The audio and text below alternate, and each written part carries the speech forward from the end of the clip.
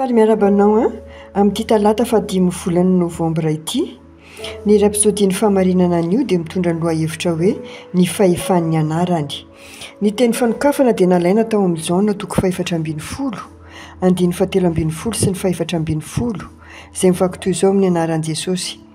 Ary na inona no angatahanareo amin'ny anarako dia ataoko izany mba ankalazana ny ray eo amin'ny zanaka. Raha mangataka zavatra amin'ny anarako ianareo dia ataoko izany. Mario tsara fa tsy niteny Jesosy Tompo hoe na inona angatahinareo amiko amin'ny anarako dia ataoko izany. Fa hoy izy, na inona no angatahinareo amin'ny anarako. Misy fahasamihafana be izany. Tsy afaka mangataka zavatra amin'i Jesosy amin'ny anaran'i Jesosy ianao. Matetika ny olona no mivavaka fa tsy mieritreritra izay lazainy. Maro no mivavaka amin'i Jesosy Tompo ary mamarana ny vavaka aminy hoe amin'ny anaran'i Jesosy. Tsy mety izany. Vavaka tsy misy fahatakarana izany. Misy mivavaka toy izany hany ka tsy mahita vokatra satria mivavaka miaraka amin'ny toe-tsaina tia fombafomba-pivavahana izy ireo fa tsy araka ny fahatakarana izay nampianaran'i Jesosy.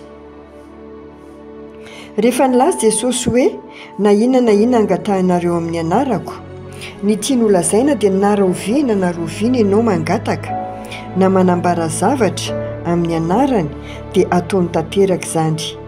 Miresaka izy ny fampiasana fahefana izay entin'ny anarany. Ao amin'ny apôstôly 4 dia mahita isika fampisehoana fahefana izay nataon'i Petera sy Jaona rehefa nifanena tamin'ny mpangataka iray na le mitongotra hatrany an-kibon-dreniny izy ireo. Ao amin'ny 9 dia hoy Petera taminy, tsy manana volamena na volafotsy aho, fa izay ananako no omeko anao amin'ny anaran'i Jesosy Kristy avy any Nazareta, mitsangana ka mandehana. Tsy nivavaka tamin'i Jesosy Petera. Niresaka tamin'ilay lehilahy niaraka tamin'ny fahefan'ny anaran'i Jesosy izy. Noraisin'i Petera tamin'ny tanany ankavanana ilay lehilahy ka natsangany, ary niaraka tamin'izay dia natanjaka ny tongony sy ny kitrokeliny. Niatsambotsambotra izy ka nitsangana ary nanomboka nandeha mitsambikina ary nideran'Andriamanitra. Aleloia. Taorian'izay dia nanazava Petera sady niteny tamin'ny olona, ary ny anarany no nampatanjaka eo lehilahy hitanareo sy fantatrareo io, no ny finoana izay azo amin'ny alalany no nahazahoana izao fanasitranana tsara eo masonareo rehetra izao. Asan'ny apôstôly 7:12 izany. Nasehon'i Petera sy Jaona tsara izay nampanaran'i Jesosy ao amin'ny Jaona 4:12, andiny 7:12 sy ny 7:12. Nampiasa ny fahefan'ny anaran'i Jesosy izy ireo mba hanaovana fahagagana sy famantarana ary zavatra mahatalanjona.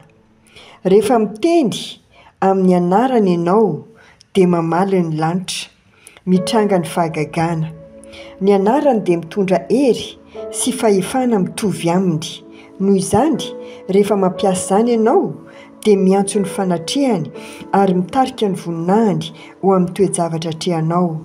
Ahafantatra bebe kokoa momba izany isika amin'ny fampianarana manaraka. Fa ankehitriny dia manasa anao hamerina ny vavaka izay ho tononoko manaraka. Ray malalo, misaotra anao noho ny fahefana hampiasa ny anaran'i Jesosy ary mampitranga fiovana. Mampiasa izany fahefana izany mba hampitoetra ny sitrapon'ny ray eto tany sy eo amin'ny fiainan'ny olona. Mivavaka aho anio mba ny olona rehetra dia hiaina ny fahatsaran'Andriamanitra n'aiza misy azy, satria tena henoko ny fahatsaranao tokoa ny tany rehetra amin'ny anaran'i Jesosy. Amen.